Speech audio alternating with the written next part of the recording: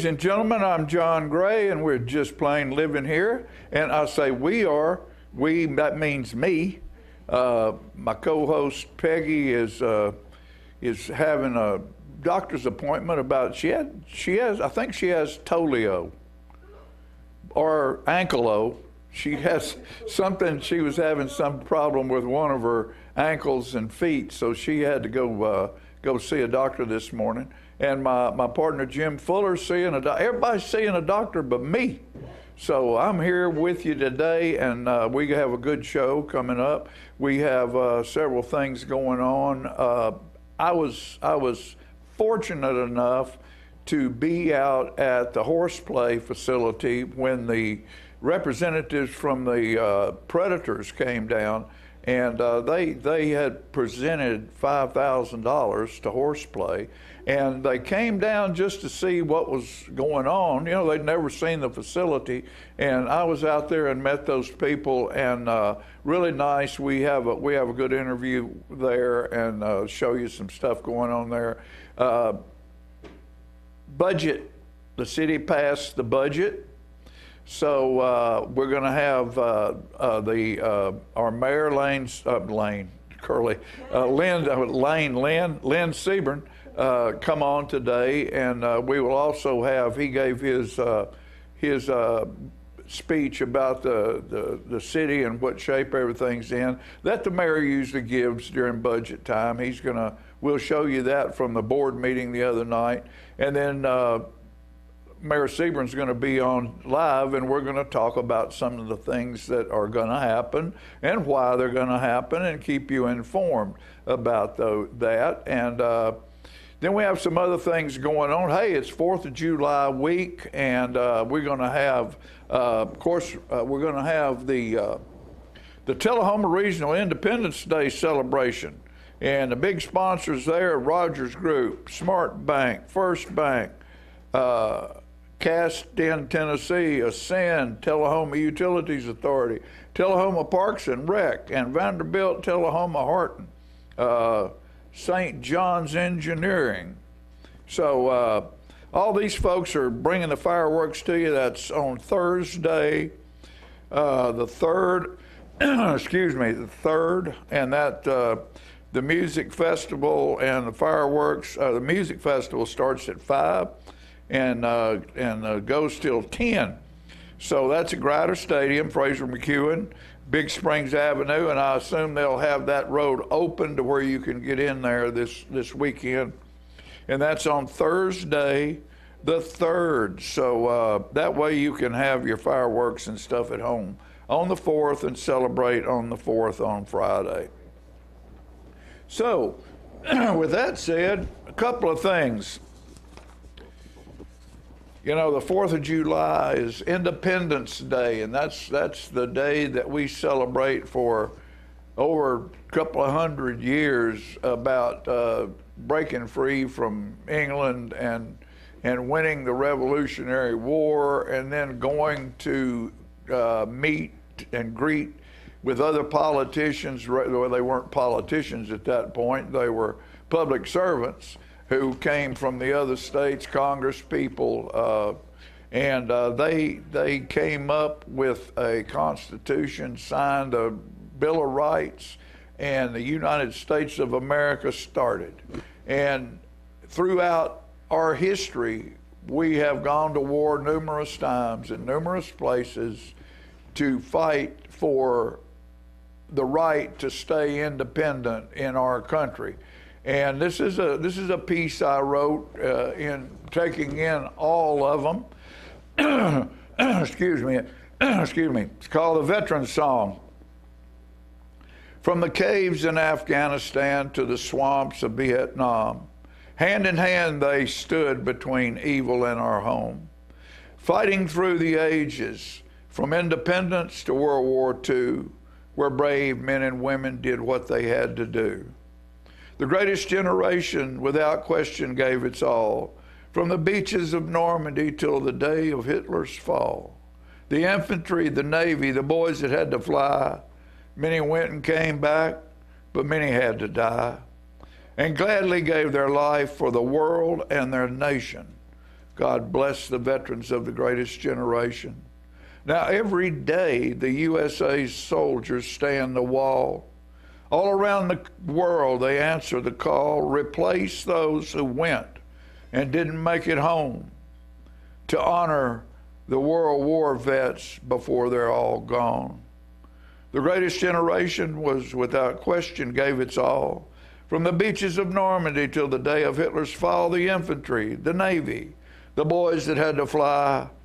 Many went and came back, but many had to die, and gladly gave their life for the world and their nation.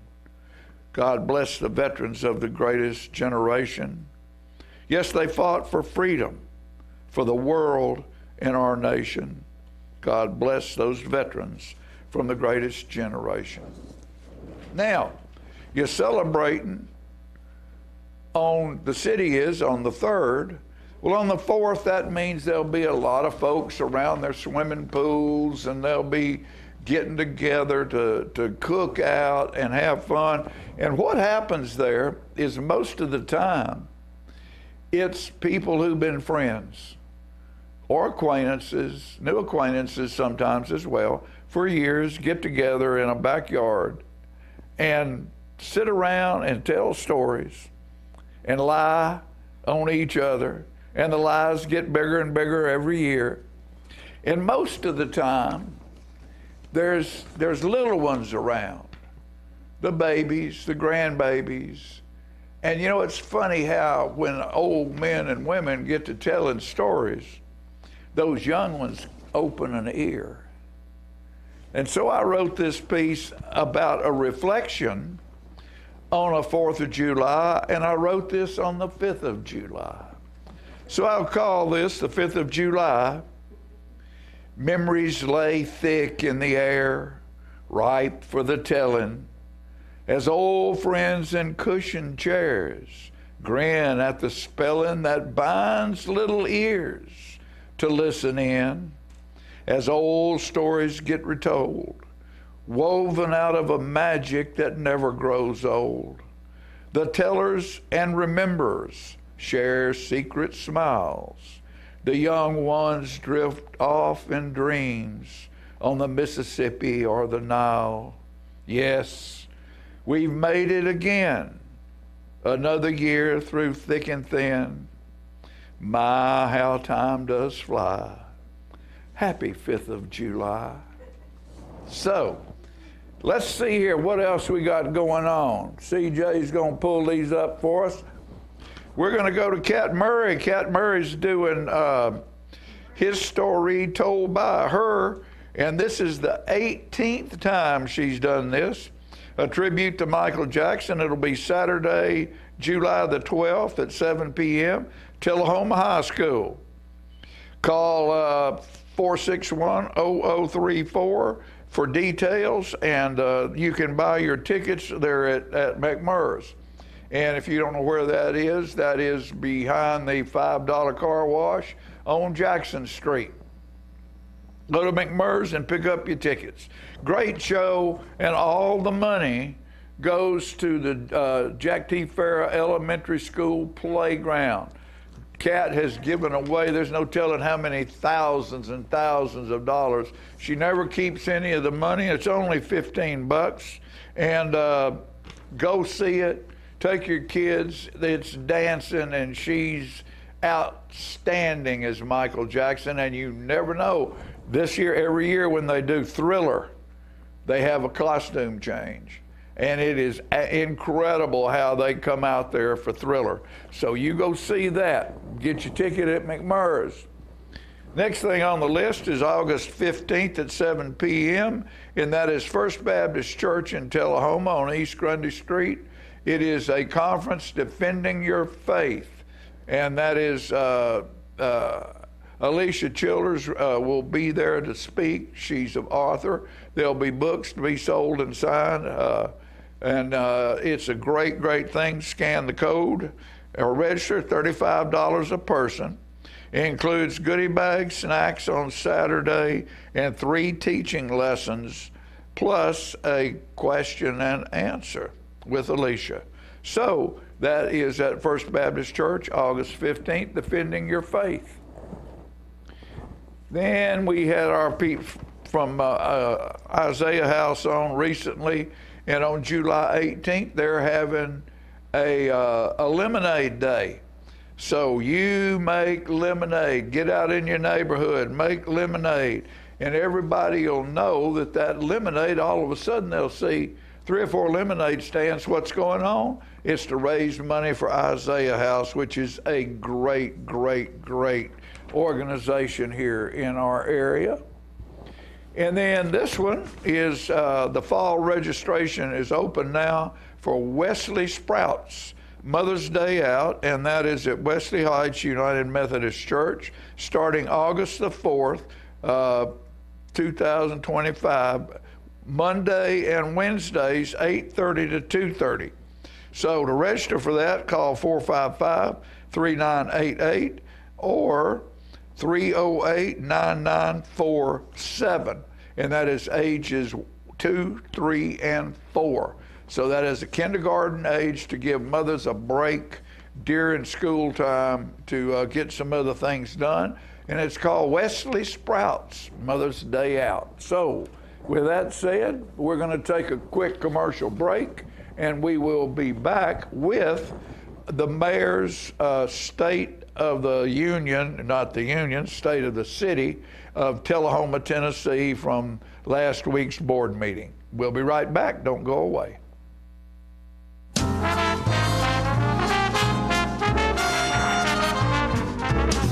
I want to invite y'all to come by Clayton's, downtown Tullahoma. We try to serve the community, the area, and we try to help people with their feet and comfortable shoes. We still measure feet. We have a great new arch mat. We have insoles. Please come see us at Clayton's and let me help you find some comfortable shoes for those achy feet. We're gonna fit your style.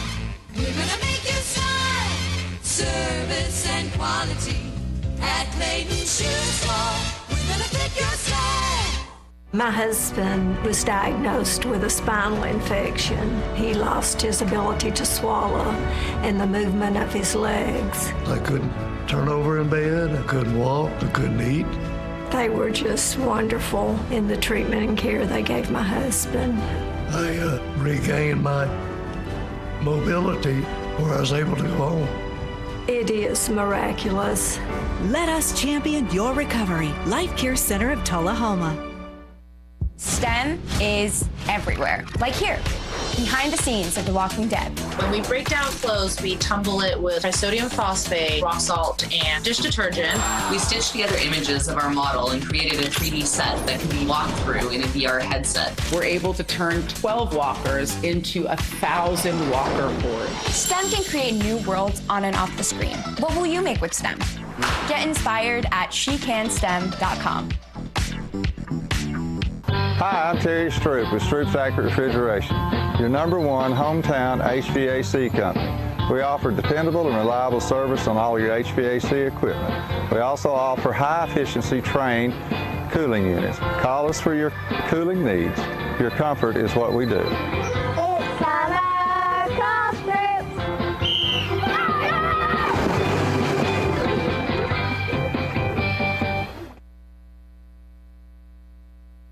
Gracie and Pedro might not get along so well. You're standing on my tail. But there's one thing they agree on. There's a right seat for everyone. Oh, that's the good stuff. Whether you're a dog, Hold on, Pooch. a cat, a fish, or a rat. And I'm a ferret. Be sure to travel safe. How can you be so sure? I'm absolutely positive. On your next adventure, make sure your children are in the right seat for their age and size. Get it right at nhtsa.gov/the right seat.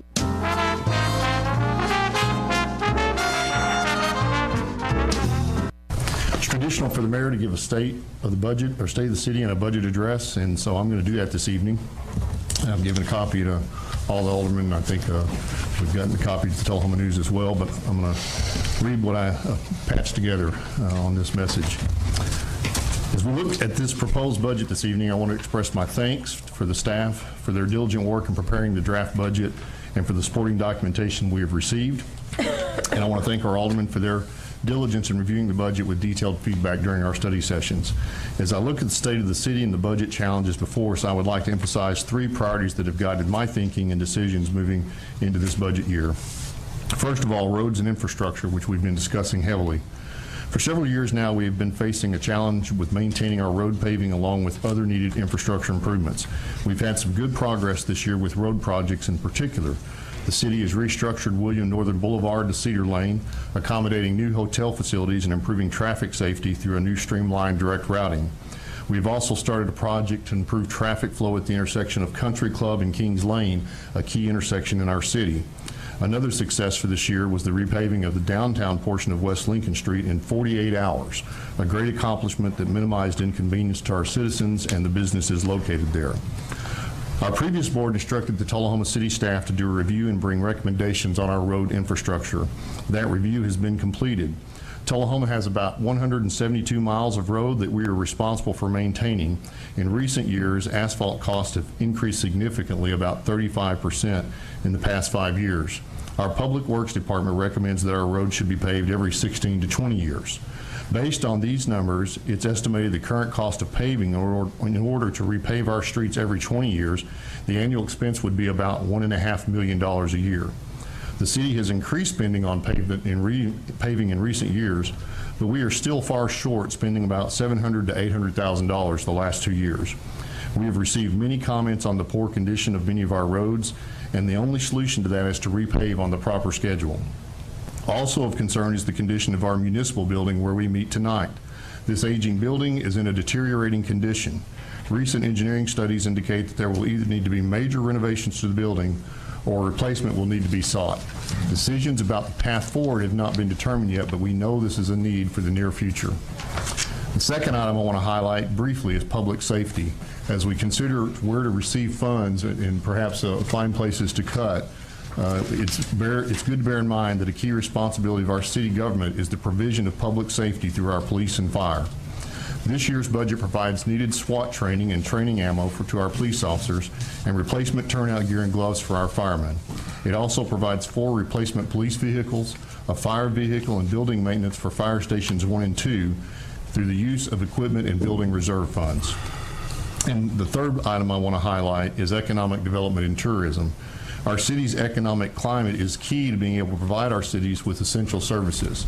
Tullahoma's economy is very strong in retail and commercial business, and in combination with our strong health providers network and the economic impact of the Arnold Engineering Development Complex, Tullahoma has a strong economy supported by sales tax not only of our residents, but also our visitors. Our sales tax revenues support both the city government and the city school system, so it's imperative that we continue to build our economic engine and work to diversify the types of businesses in our community. We are fortunate to have a revenue stream with the hotel motel tax that is dedicated by state law to economic development and tourism. This means that visitors to our city, not residents, provide revenue to support our key economic development partners, including the Tullahoma Area Economic Development Corporation, the Tullahoma Airport, the Tullahoma Chamber of Commerce, and our partners in tourism development such as the South Jackson Performing Arts Center and the Tullahoma Fine Arts Center. Combined, these activities support the location of new businesses in our city, the support of existing business growth, and the promotion of our city to tourists and out-of-town shoppers. We must continue our support of these groups to make sure our economic growth is strong for Tullahoma into the future. So I want to say a few words about our tax base. Our city expenses are paid for by a variety of funding sources, but primary among our local taxes are sales taxes and property taxes. Our sales taxes have grown well in recent years with the addition of many new retailers in Tullahoma, but this year's sales tax growth is projected to be lower statewide, and we are already seeing lower sales tax receipts in Tullahoma this month compared to the same time last year by a significant amount. Our property tax growth, however, is much lower because of the way property taxes are controlled by state law. By law, when assessed property values increase in our city every 4 years after a full county appraisal, our property tax rates are lowered to give the city the same amount of revenue as the previous year. This is known as the certified tax rate. As a result, growth in the property tax only comes from new construction and growth of personal business property, or business personal property. It has been 13 years since the last increase in city property tax rates, In that time, inflation has increased the cost of items about 34% in the United States, and our population in Tullahoma has grown about 12%. The city of Tullahoma experiences inflation in its expenses just like you do in your home budget. As a result of the need for additional road maintenance and the prospect of upgrading or replacing our municipal building, this budget proposes an increase to the city property tax rate of 20 cents, which is a 10% increase to the city property tax rate. For a typical home in Tullahoma appraised at $300,000, this represents an increase of $150 per year in property tax. The Board of Mayor and Aldermen desires to ensure that if a tax increase is improved, steps should be taken to ensure that it is spent on its intended purpose. For this reason, the BOMA recently passed a resolution to amend the city charter, guaranteeing that a fixed percent of the budget, at least $1.5 million a year, will be allocated to road paving. This will discourage future boards from shortchanging paving to meet other short-term needs. Above all, our city cannot function without qualified, dedicated staff. Our staff provides fire and police protection, road work, garbage collection, recycling, animal control, maintenance of our facilities and parks, planning and codes, and office support for finance, HR, IT, and other critical functions. This budget provides a 2% cost of living raise plus step raises for our employees for a total of about 4.5% across the city government. Our staffing numbers remain stable, and this budget will ensure we retain our staff and avoid costly turnover. As I conclude these remarks, I want to note a few more accomplishments in our city. Our Parks and Rec continues to improve our recreational facilities with the dedication of Joe Moon Field, the dedication of a new restroom and concessions pavilion at our Johnson Lane Soccer Complex, and several upgrades to the D.W. Wilson facilities. Our city schools continue to excel both academically and athletically. It has been my honor to start my service as your mayor, and I thank you for all your assistance, your feedback, and even at times your criticisms. I look forward to a great year in Tullahoma. All right, ladies and gentlemen, now we have the same guy, even wearing the same shirt. Oh, you had to mention that now. I had to tell that because that was what, a week ago? Yeah. Is this your Monday or Tuesday shirt? I guess so. Mayor Lynn Seaborn. Lynn, thanks for being with us. I know you've been doing some traveling and a little bit. You've got some pretty. I don't know whether you can share news about things. A lot of times, people in you talking about that news in a right position. There? Yeah, you're married. We knew that. That traveled fast. Yeah, it does. And you did a good job. I've always been respectful and of your new wife and what she and her husband as well before he passed away did. Hard working, hard going. Yeah. Loving the community they live in. Still do. And still she do. Still does. And what a perfect match. Yeah, I appreciate that. Yeah, I married. She's a good gal. Married Tiffany Clutter, now Tiffany Seaborn. It's weird the first time she got on the air and I'm just like listening to the news and she's like, "This is Tiffany Seaborn." I was like, "Wait, what? What did she say?" It just sounded strange. Yeah. She's still getting used to that. So and now you've given up your County commission seat. Yeah, should have done that earlier. But. And there's a young person in there, and of course everybody wanted to wonder how he got there. And it's funny how when we do stuff in a political way, it's always wrong. Yeah. How can everybody always be wrong, but there's always somebody says it is? Yeah, that's right. And I don't even know the young man that took the position yet. I haven't met him yet. Yeah. And so I need to go over and meet him. I intentionally stayed away from that meeting because I didn't think I needed to be a distraction on that regard. There were some other folks interested that had to pull out at the last minute for some personal reasons, and so. But he seems very qualified. I've heard really great things about him. So he doesn't have an agenda. That's one thing. Yeah. That's very important in government is not to have a personal agenda while you're there. It helps. It helps a lot. Well, Lynn, we passed a tax. Yeah. And it ended up being 10. 20 total. It's about 10%. 10%, yeah. But it's 20-cent increase. 20 cents. Yeah. You want to do the math on that real quick? Do the math on that. So the way your property tax works, it's different if you're a business, but we just talk about homes. Right. You have an appraised value for your house. Right. The tax assessor over in Manchester, they're responsible for that. Every 4 years in Coffee County, if you live in Franklin County, side of the line of City of Tullahoma, it's every 5 years. Every 4 years, they reevaluate all the properties. So you'll get that little card in the mail from the property tax assessor that said your house has been reassessed, and it'll have some new number on it. And whatever your appraised value is, I never understand it. So you're only taxed on 25% of that. So it's 25% of that value, so 1/4 of your value, and then the tax rate is on every $100 of that value. So the math gets feels complicated in a hurry, but I'll just give an example. So my house is about $300,000 appraised value. It's a little under that. So $300,000, you'd be taxed on 1/4 of that, so that's $75,000. And so divide by 100, that's 750 times the 0.2. It comes out to $150 a year. So if you have a $300,000 appraised house, the increase of the taxes will be $150 a year. Is $10 a month. Roughly, yeah. Now, if you're a business, you pay a little higher rate. Sure. You pay 40% instead of 25. Sure. So, but I've seen a lot of comments online from folks saying, well, my taxes already went up several $1,000s. And I was like, well, if that's the case, you need to go talk to the tax assessor, because there's no way your taxes should go up that much. There he is. We shocked the camera person with the information. So, and so I'm not saying it's, I mean, $150 it ain't nothing, but it's not thousands and thousands of dollars. Well, some people seem to have the idea. It's 2 cups of coffee a week that buying out of the house.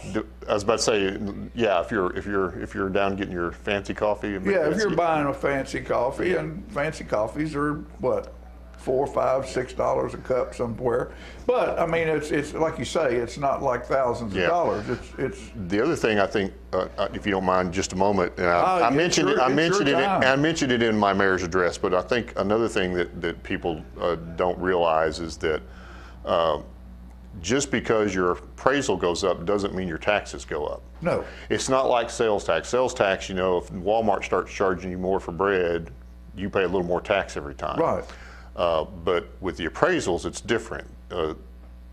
The state law has it fixed where that just because property values go up, the city and the county don't necessarily get any more money.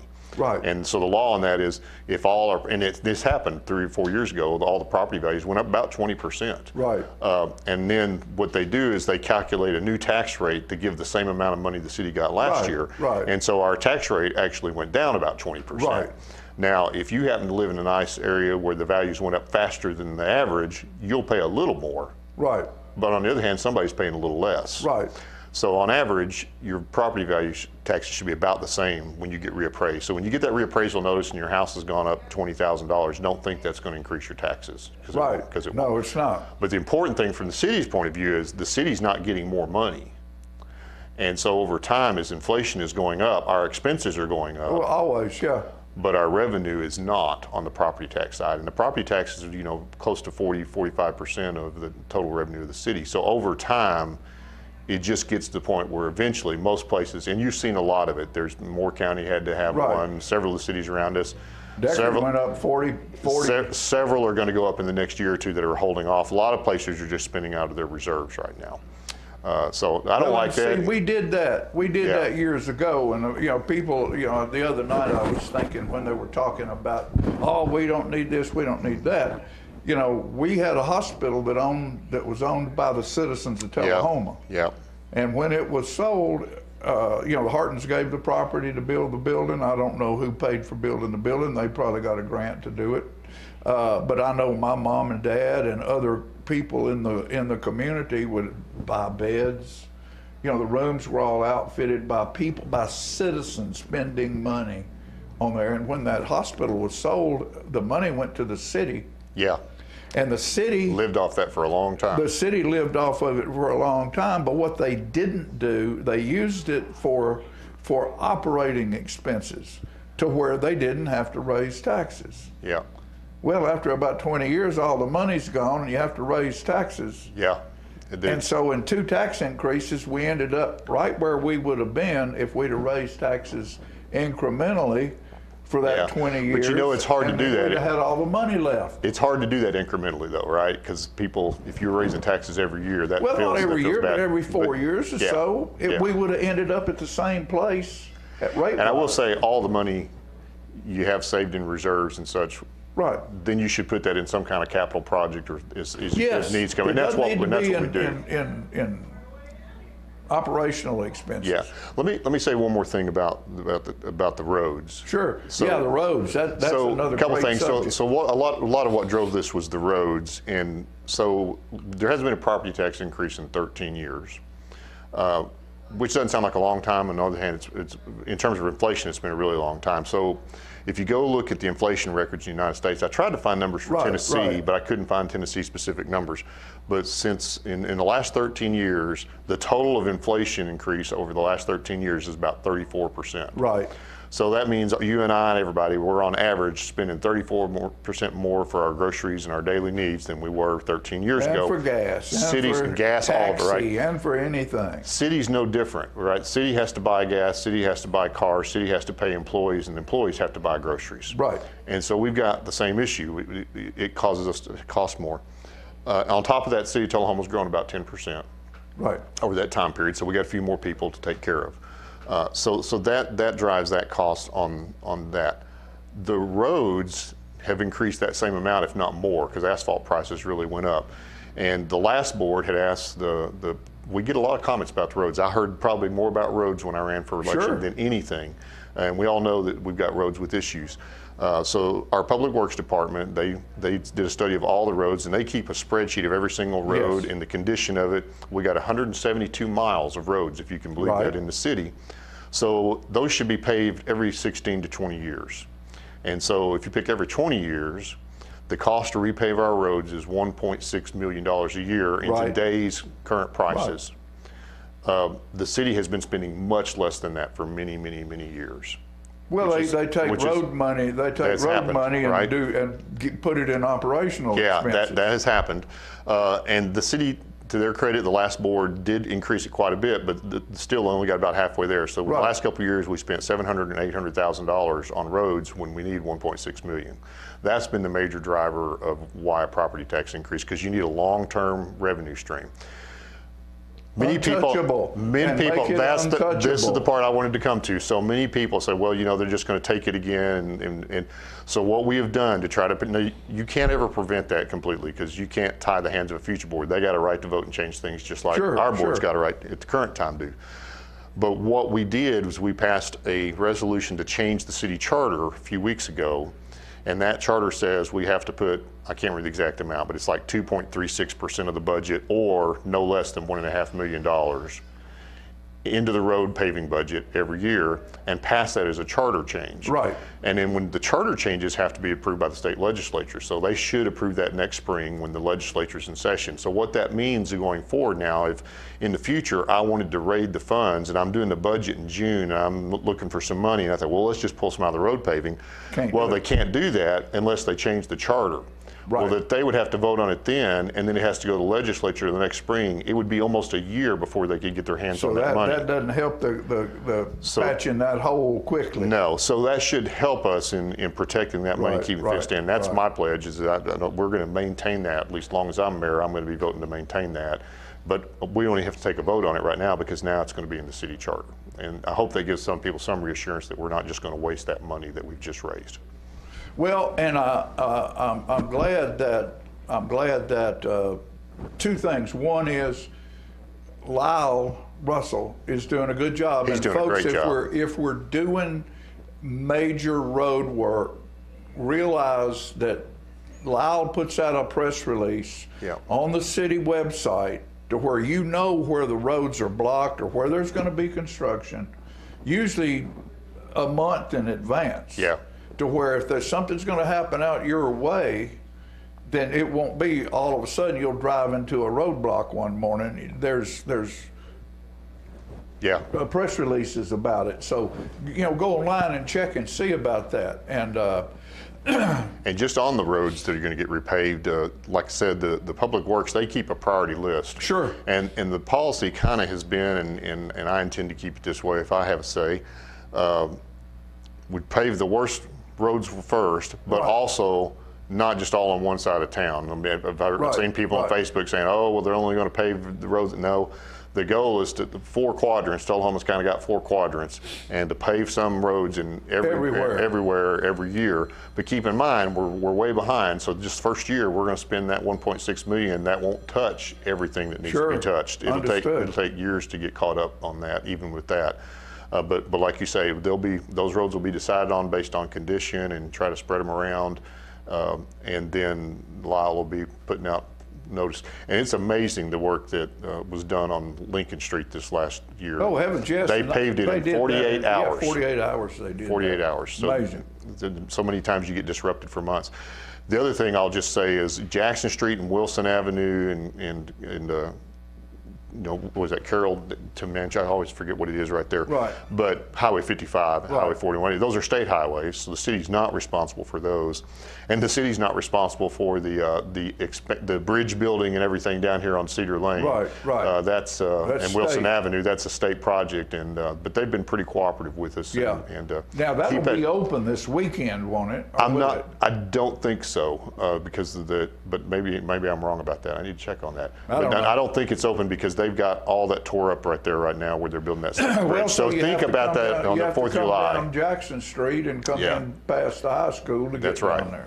So as you're coming into the fireworks this week, just keep in mind you probably can't come off Wilson Avenue. Or you can go across Dan Markham's parking lot onto Markham Way or Markham Lane. But that gets really jammed up. But for this, a special event, people will be doing that, I'm sure. People will be parking everywhere. But keep in mind the construction, and you might give yourself just a little extra time if you're trying to get there at the last minute. When you're going down there, because that's the way I come back and forth to work on Cedar Lane, and where you would pull up there, and there might be 1 or 2 cars at the stoplight.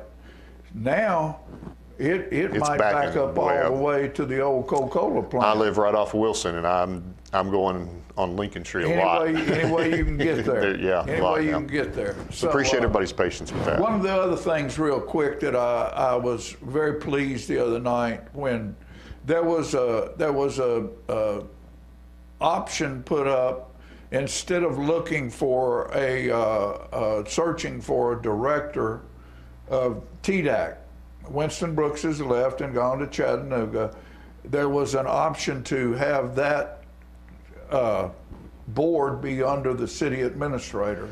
Yeah. And that was, in my mind, that is not a good thing to do. It's interesting when you get in budget discussions. I've seen this all the time at the county level as well. It really wasn't. That's not really appropriate to be discussed in the middle of the budget discussion. That's a policy thing you should talk about later. But that happens because people think of stuff as they're talking about the budget. What's on their mind. But technically, our TADC is a industrial board, set up under state law, and they have certain rights and privileges in terms of tax incentives that the city board doesn't even have.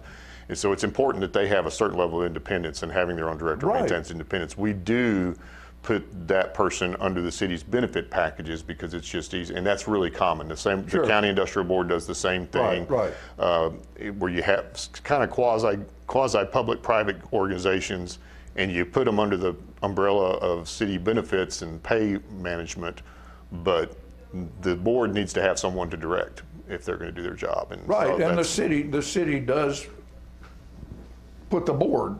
Pick the board members.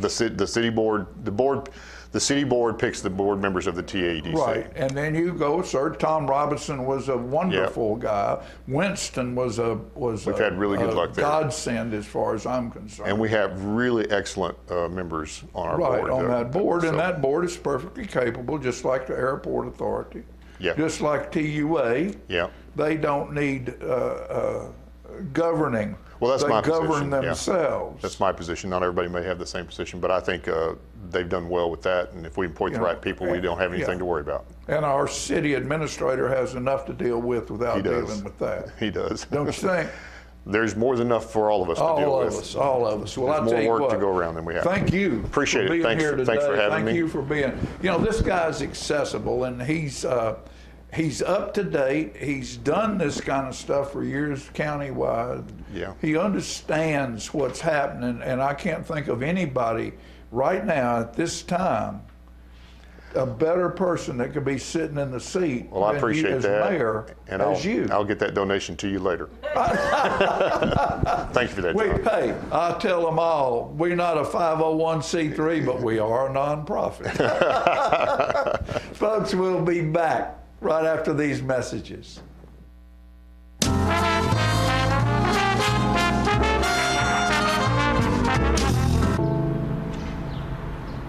This place, where you grew up, where your memories were made, and where your dreams were born, where your neighbors stop to say hello, and where you're always welcome to stay a while, where your Fridays are spent under the lights,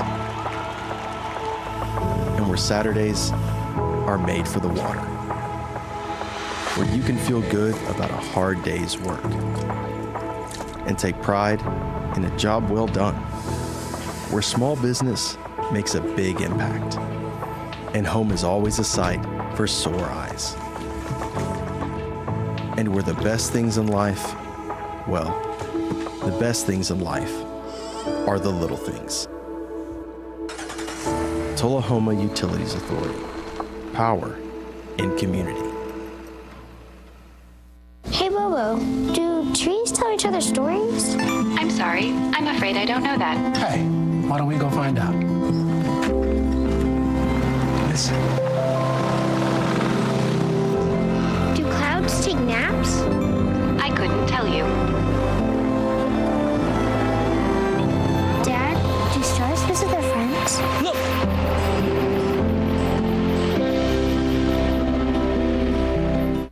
For many senior citizens, life looks like this, but it doesn't have to. When you make your home at Parkview Senior Living, life after retirement takes on a whole new meaning. Daily exercise options, fun outings, happy hour, game nights, movies and popcorn, arts and crafts, enjoying friends over chef-prepared meals. Parkview Senior Living, where you're always home, but you're never home alone. Hi, I'm Terry Stroop with Stroop's Accurate Refrigeration, your #1 hometown HVAC company. We offer dependable and reliable service on all your HVAC equipment. We also offer high-efficiency trained cooling units. Call us for your cooling needs. Your comfort is what we do. It's summer, call Stroop.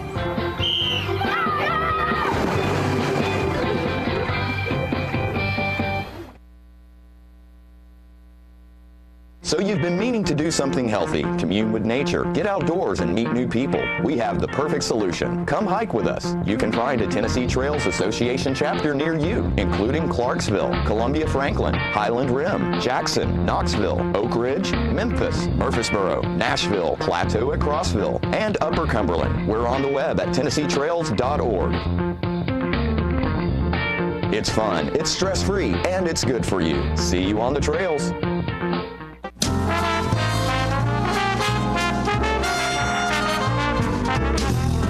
All right, ladies and gentlemen, one of our great nonprofit organizations here in Tullahoma is Horseplay. And they were funded, had an opportunity to put in a grant to the Predators, and the Predators gave them a $5,000 check. And there's Ken McKay, he's the president of the Horseplay board, and there's his wife with him, and the folks from the Predators right there.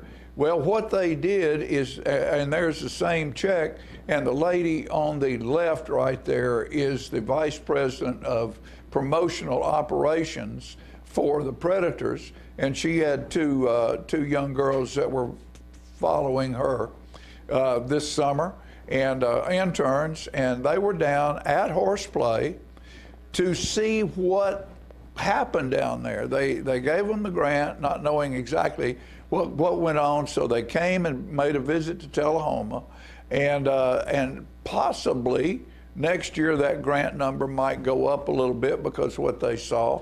But I was out there with them and interviewed them, and what we're going to do is bring you that interview right now.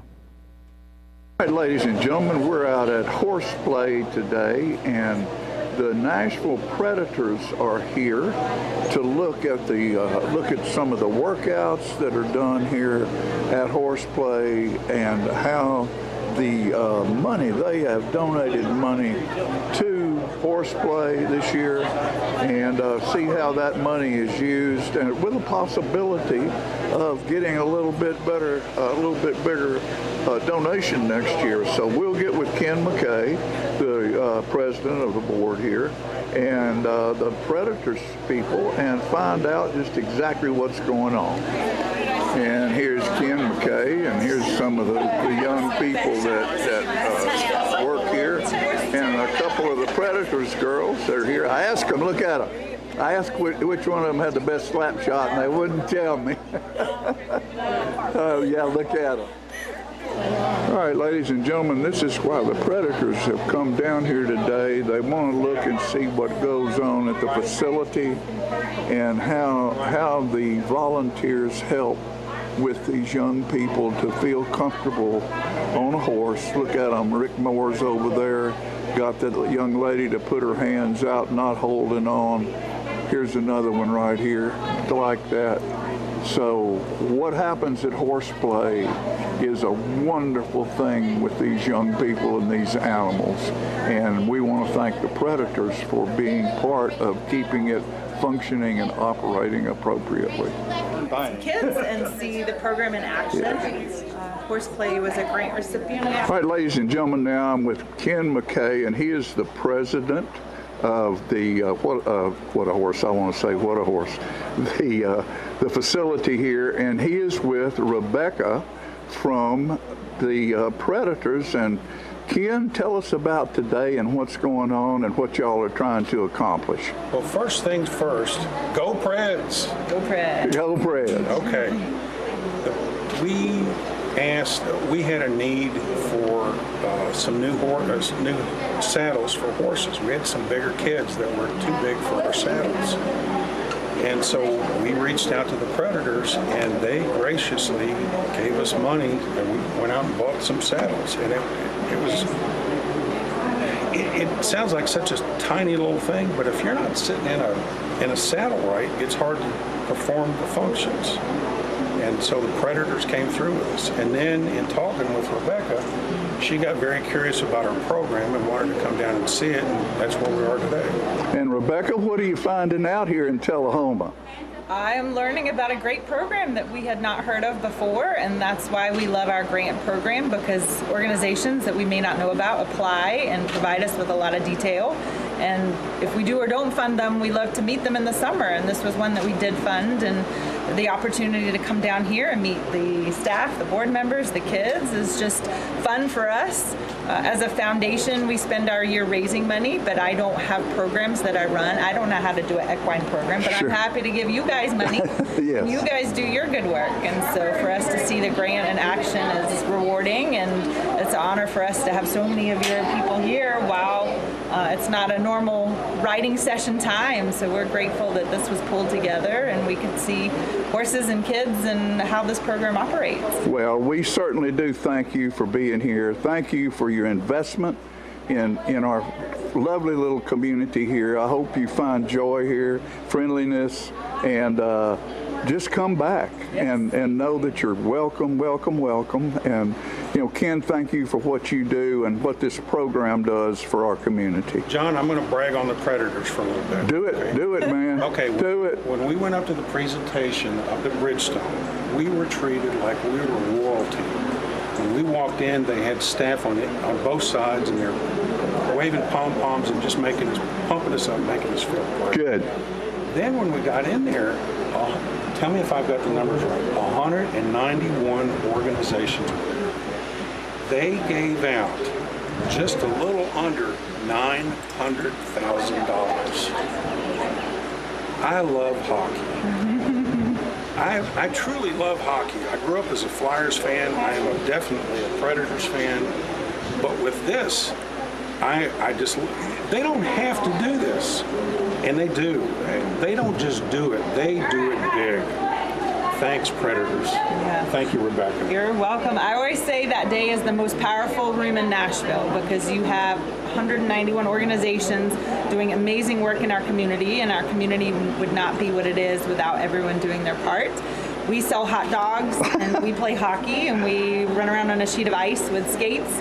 They do the hard work and they do that day in and day out. So we're honored to be able to support them and give them funding for the programs. What a wonderful attitude. Thank you so much, and thank you for being in Tullahoma. Hope you have a great day and hope to see you back soon. Thank you. Thanks, John.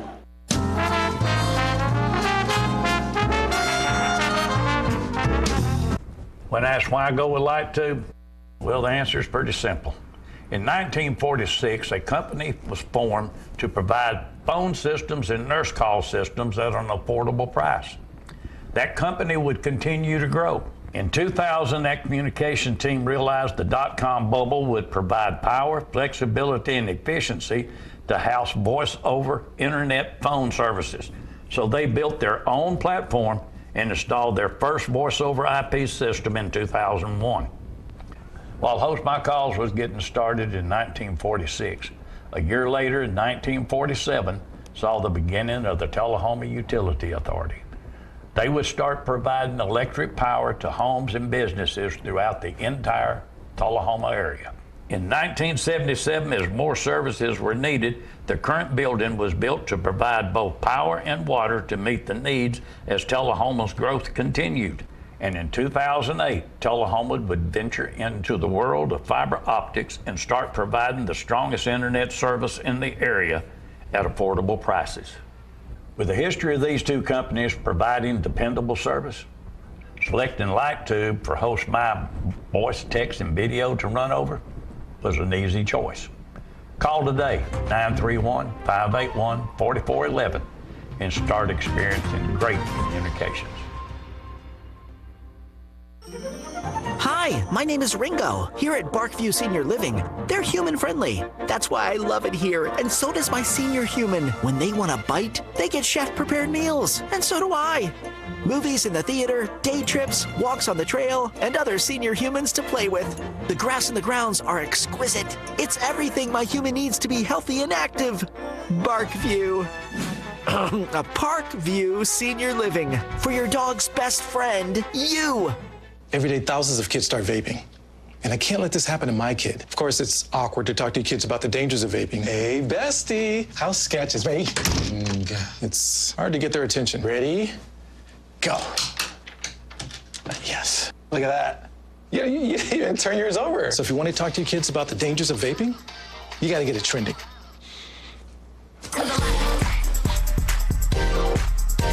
No, you're doing it wrong.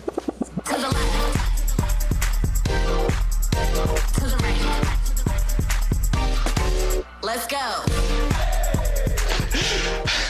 Can we talk? Yeah, what's up? Visit talkaboutvaping.org for tips on when and how to have the vape talk. We teach Parkinson's patients how to move big and not let the Parkinson's slow them down. I've had patients I've treated in-house that could not even stand up, could not roll over in the bed, left the facility walking with a walker, have come back to us in outpatient and continued their big program and are now completely, handling life. The success of the program is just phenomenal. Let us champion your recovery. Life Care Center of Tullahoma. Hi, I'm Smokey Bear, and I made an assistant to help you prevent wildfires. Dude, I've got this. I've been camping since I was 5 years old. But I am a camping influencer. You know what? I'll bet you $5. Okay. Assistant Smokey, what is the best way to put out a campfire? To put out a campfire, drown with water, stir, drown again. Then make sure the fire is out cold by feeling with the back of your hand. Wait, really? I'll take the $5.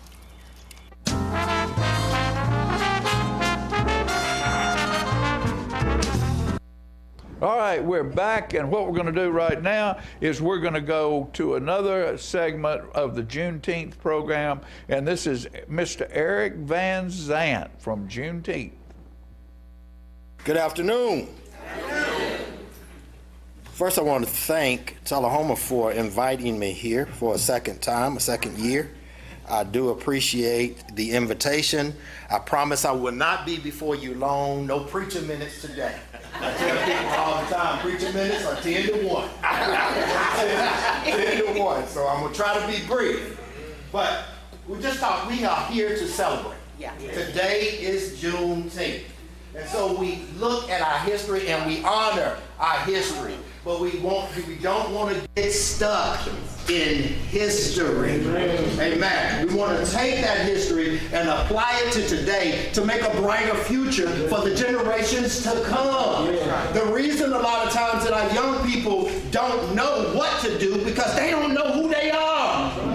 So it is vastly important for them to know, for us to make sure that we tell them who they are.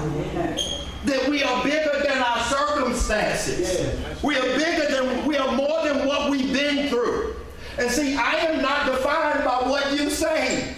I'm defined by what he says. But if you don't know, you don't know.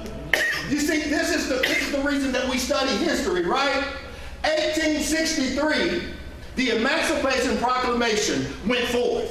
But it wasn't to 1865. 2 years later, that 250,000 slaves in Galveston, Texas, realized that they were free. Somebody had to come and let them know. Because knowledge, we need knowledge. We have said time and time again that knowledge is what? Power. Knowledge is power. If you don't know, you don't know. We have to make sure that the generations that are coming behind us, that they know. Do y'all understand that it was illegal? It was illegal for slaves to learn to read. Why was it illegal? Why was that so important? Because it was knowledge. And you know what? If they learn how to read, then it also means they know how to write. And if they know how to write, then I can communicate things to you that I couldn't maybe otherwise. You understand? Then if I can communicate things to you, then we can bind together and maybe we can figure out how to get free.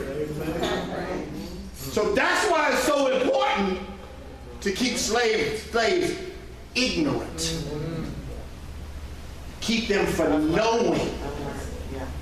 Do y'all understand that here we are today? Let's look at this. When did you graduate from here, sir? 1963. 1963. So 1964 was the last graduating class here, right? So 100 years after Juneteenth, the first integrated class at Tullahoma, 100 years later, 1965. Right? 100 years later. Franklin County, first integrated class, 1967. 1967. Well, this is what I want to talk about is this. My mama went to Townsend School in Franklin County. My father went to Townsend School in Franklin County. This was the story that they told me. They said, Eric, Franklin County High School would get new books. And we would get Franklin County's old books. Do y'all hear me? So if it's new books, the knowledge has been updated. So I'm still not getting the same knowledge that I'm privy to. Do y'all understand? Y'all understand? So that's 1965 and 1967. Here we are at 2025. Do y'all realize that there are many young people that still don't know? And I don't even hold them at fault. Pastor Crutchfield, it's not their fault. You know whose fault it is? It's ours. It's ours. And the sad thing is this, because see, used to, you had to depend on a lot of other resources in order to get the knowledge. Knowledge wasn't as easy to come by. Now, it was in books.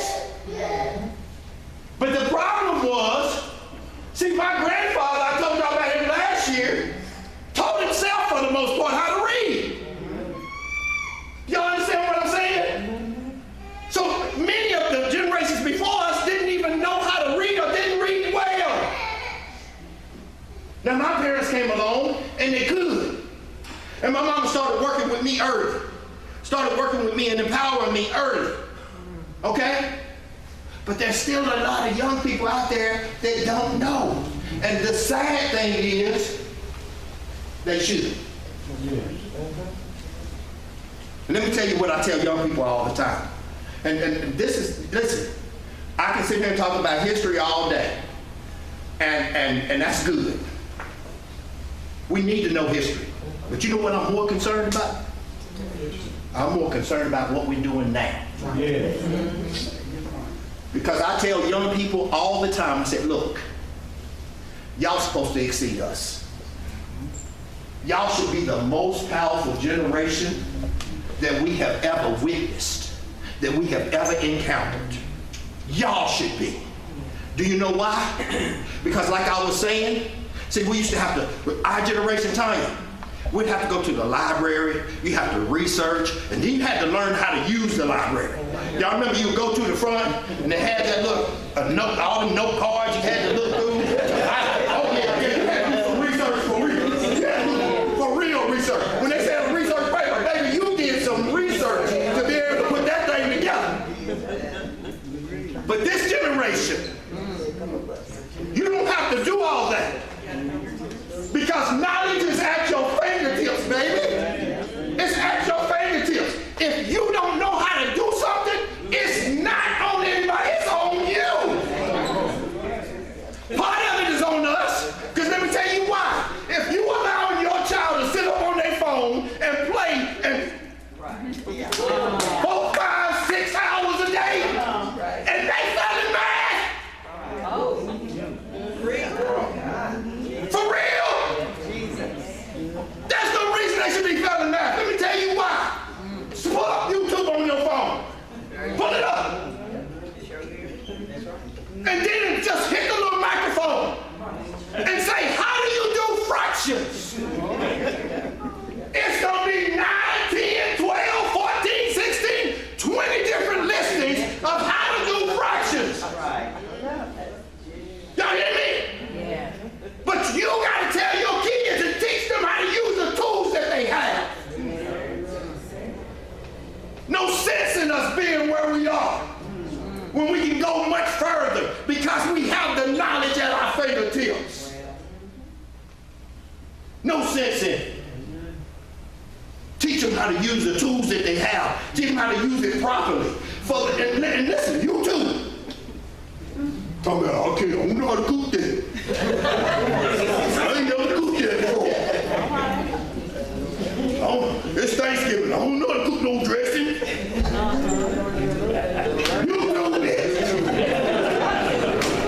You got 19,000 listings of how to cook dressing pans.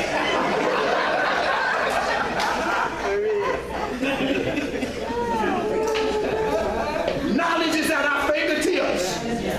Do y'all hear me? Where's the gentleman that came up here first? Came up here first. There you are. Yes, sir. Sir, where did you get that knowledge? I read. You read it, didn't you? Yes, sir. Did you read it in the book? Yes, sir. Okay, you got it out of the book. Yes, sir. Because I Googled it.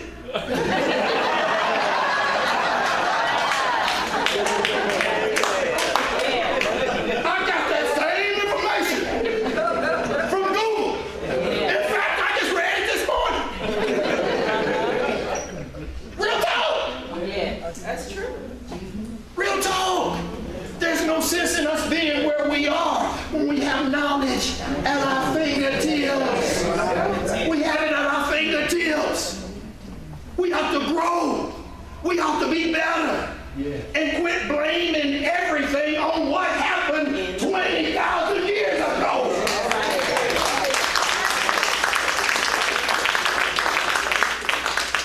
If the people that were going through it at the time learn how to navigate through it, guess what we have to do? We have to learn how to navigate through it.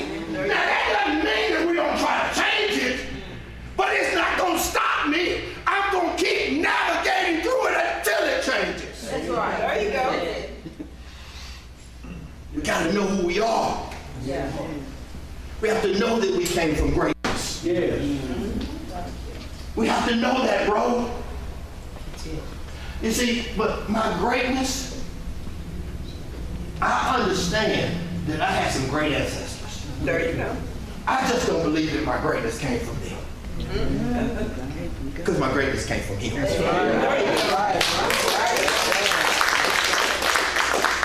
Greater is he. It's in you. And he that is in here, in the world. That's where our greatness comes from. We've got to begin to teach our kids who they are. Helping them understand that they're fearfully and wonderfully made. You understand? Listen, I don't believe that I'm better than you, but I don't believe that you're better than me. Do you understand? Look, and I will not be defined by who my parents are, by who my grandparents were, and I won't even be defined by my... Y'all hear me? I will not.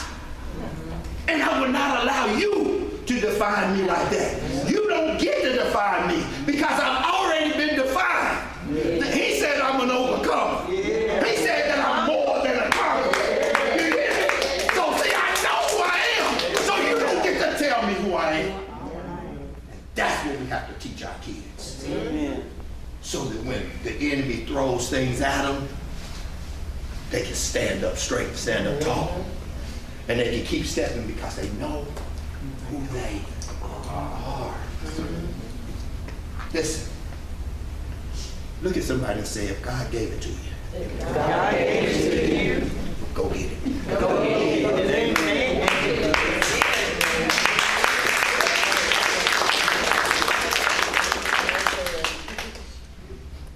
If God's giving you an opportunity, he won't make you go get it. You hear me? And we have to make sure that our kids are aware of the opportunities that are out there. You hear me? Because this is the reality. You could go down the street to the nearest car lot,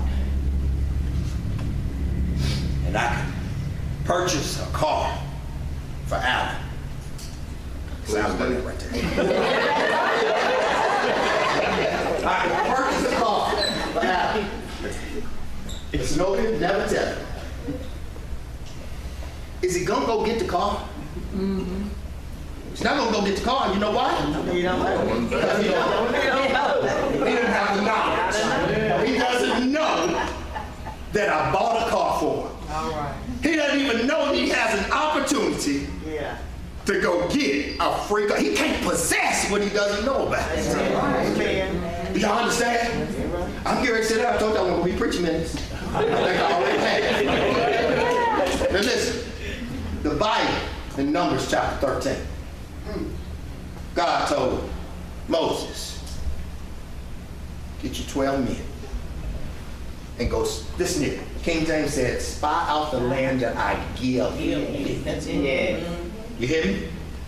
So they went, they checked out the land, right? Land's flowing with, they come back, land's flowing with milk and honey.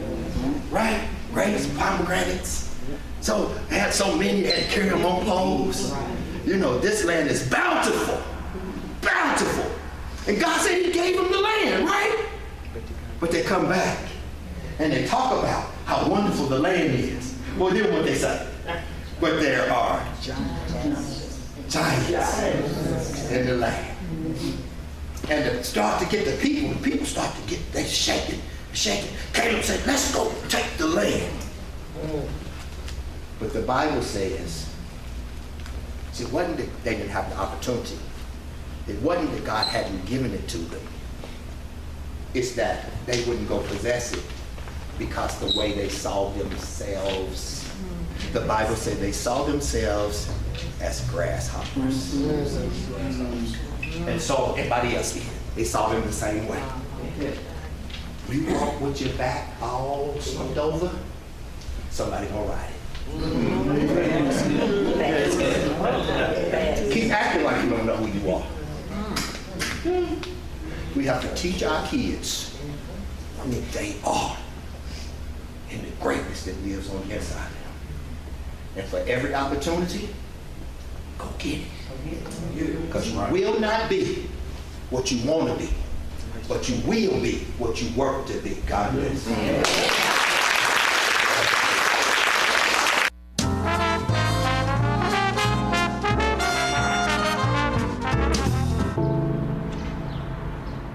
This place, where you grew up, where your memories were made, and where your dreams were born, where your neighbors stop to say hello, and where you're always welcome to stay a while, where your Fridays are spent under the lights,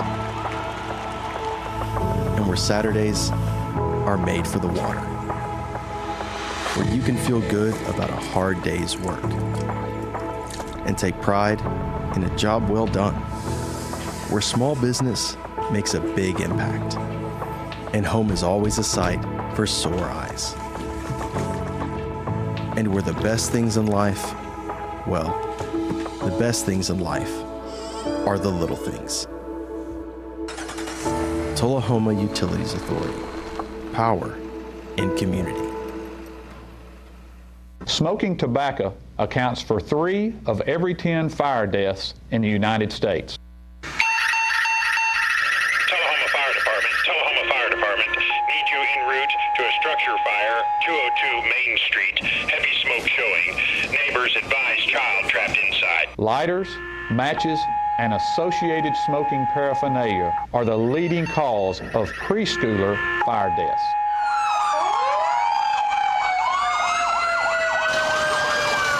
We as firefighters know that most structure fires can be prevented. I've got one!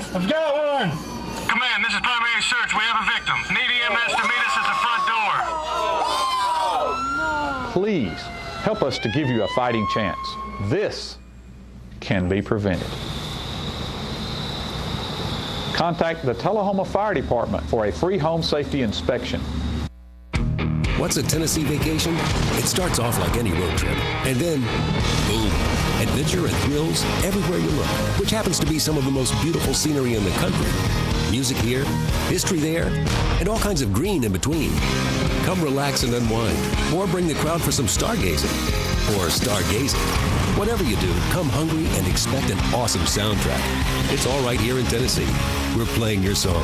For a free vacation guide, visit tnvacation.com. Come on. Yeah. Come on. Yeah. Yeah. Yeah. Woo. You're not going to get it all right. Just make sure you nail the big stuff, like making sure your kids are in the right seat for their age and size. Yeah. Get it right at nhtsa.gov/the-right-seat.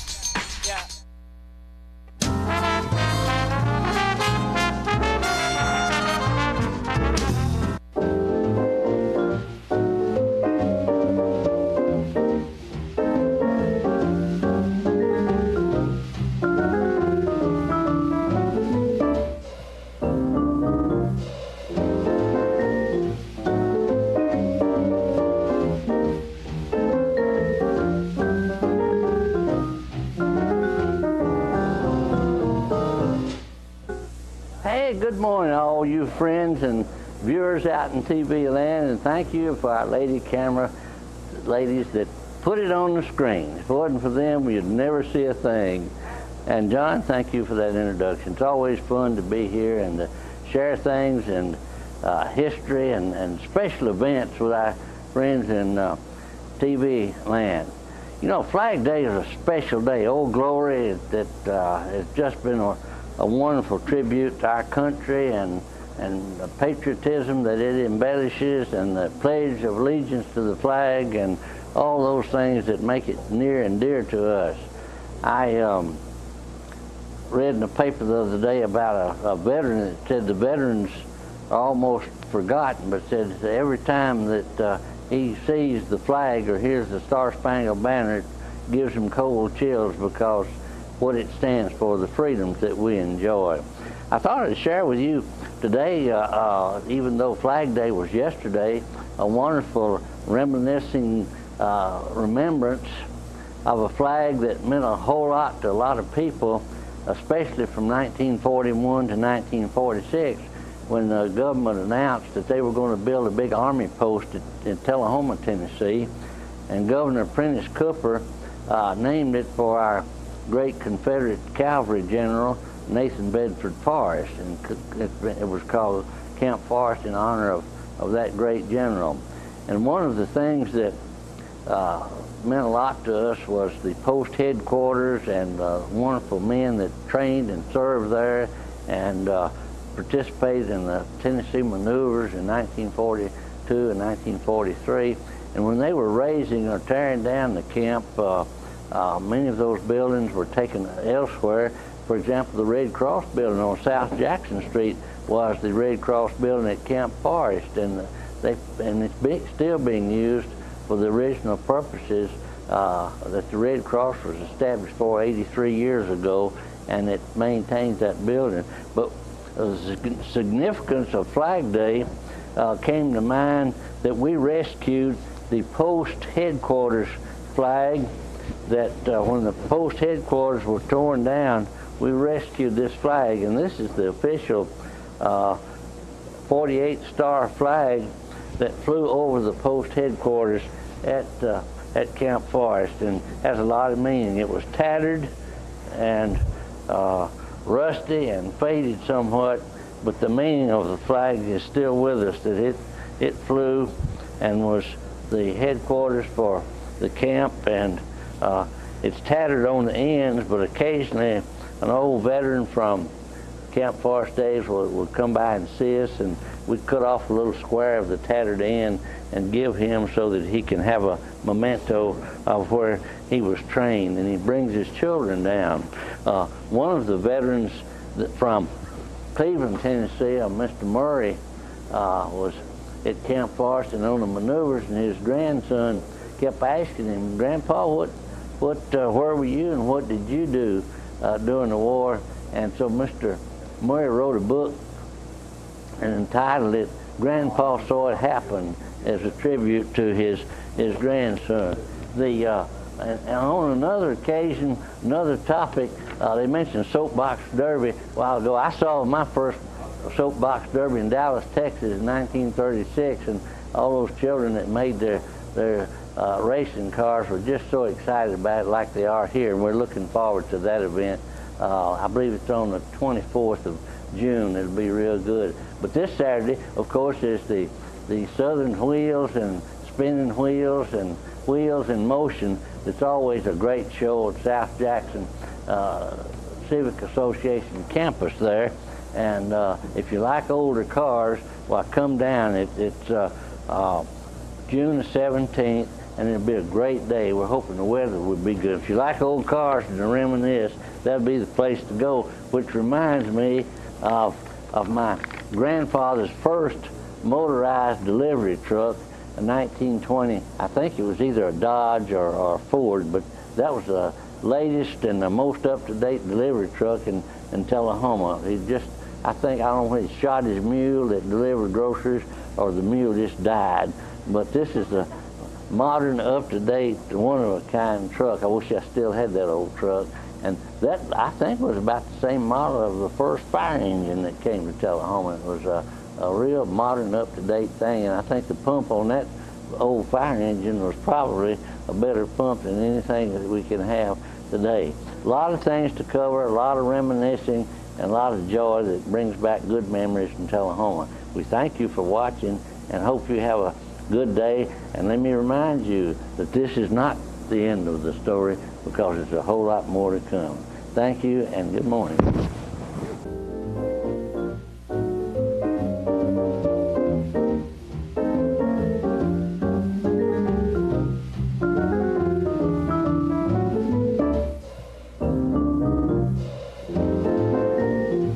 All right, ladies and gentlemen, we're back, and it's time for Jawing with Jackie.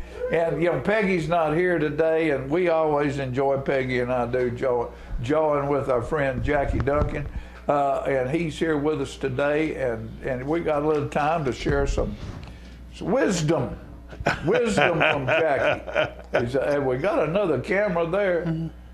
All right, I think there we go. There's Jackie right there. So look at all these flags. Boy, this it's a celebration. 4th of July. You know, something that has always touched my heart. It makes my. You ever have something that just kind of moves you inside and makes you kind of quiver? Seems like, you know, that has always gotten me to see an oversized flag, American flag, blowing in the wind, just blowing, you know, just big waves, and how the flag waves, and all it just, my heart just swells, you know, when I see that, and that used to happen all the time. I'd just drive down the street down here, and there's one of the Chevrolet dealership has a big flag out there, and it would do that, just big ruffling slowly in the wind, and that would just, oh. Well, let me tell you what happened. This is a good story about a flag. When I was building a Perkins restaurant in Franklin, you know, Franklin is all about old and you know, the signs, you couldn't have more than 32 square feet in a sign, you know, which is a piece of plywood. It's about all it was. And so we were building that restaurant, and we had built a little, and it couldn't be so high off the ground.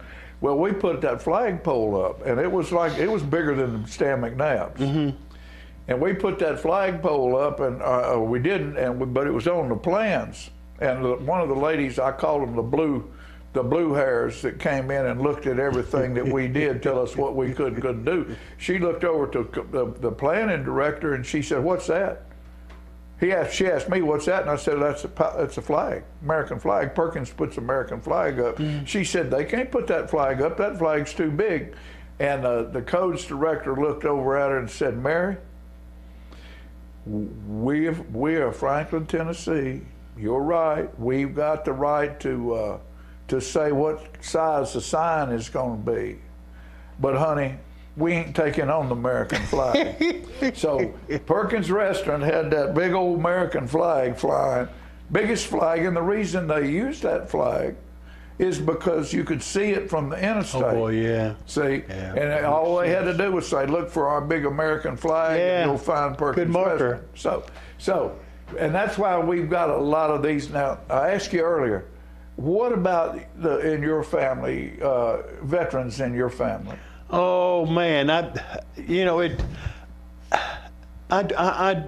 guess I dwell on history, trying to pass down history from generation to generation. Right. And a little program I did recently, I was relaying that message to everybody. You know, just please tell your children, you know, about your history, the history you know. We are the generation that connected the last generation to the next generation. Right. So we are very important about carrying on the word, the message that was spoken then, or the things that happened then that will have significant value to the next generation. So and anybody's family information is very valuable. Oh, you know, certainly it is. Well, I found out this old gentleman, and from an old cousin, that my grandfather's cousin, and she used to live here in town. Her name was Dora Thompson. And Dora Thompson claimed kin to everybody. It's cousin this and cousin that, and cousin Jim, and cousin Bob, and all this, you know, and cousin Jane, and all that. And she did, and found out she was related to just about everybody. She was cousin all of them. But she was my granddaddy's first cousin, I think. Yeah, first cousin.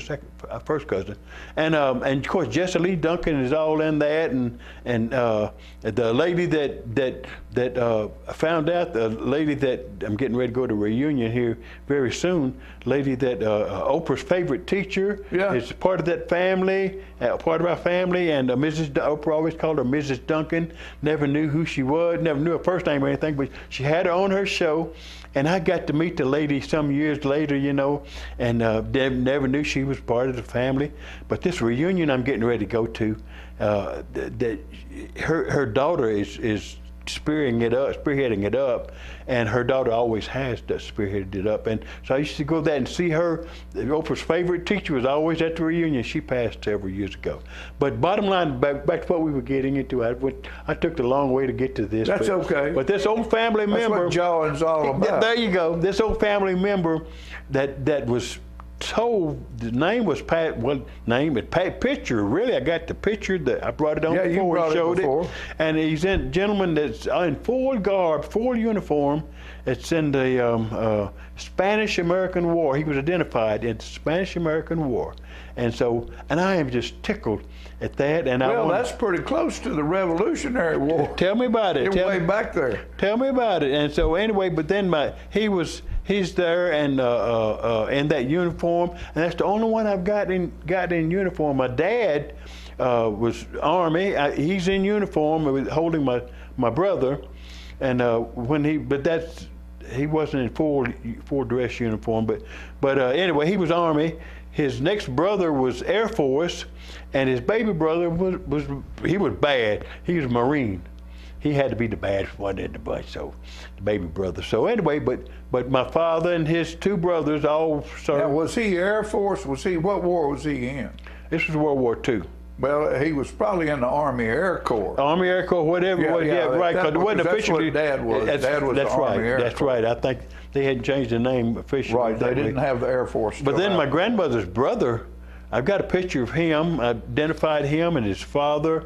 Later on, he's not in uniform, but he the record is out there where he served in World War I, and in France. They sent him to France, and he was over there a couple of weeks and died due to inclement weather that they were exposed to that didn't have any shelter. And so anyway, he died a couple of weeks after being in France. But that was, my grandmother always said that was the hardest year of her life. And we lived with my grandmother. She was the sweetest lady. Oh yeah. Oh God, she was the sweetest lady. One of the sweetest ladies I've ever known, and probably the sweetest lady I've ever known. And anyway, did you ever have anybody with a nickname Sweet Duncan? That was my granddaddy. Huh? That was my granddaddy. I was his boy. I was his boy. They used to tell me about him working in the garden with me in his arms. He'd have me in one arm and a hoe in the other one, trying to hold the ground, you know. So, but I was his boy, and he was my man, and so it was just a blessing. My granddaddy was a farmer down in South Louisiana, and I was the same way. I looked up to him like a god. Oh man, he was a blessing. It was a blessing well, to live. We're about out of time. Yeah. So as we always do. So what we need to do is right now tell everybody, be proud that you're an American. Amen. Watch the flag, hold it in reverence, and celebrate your liberty and your freedom, because not everybody has that.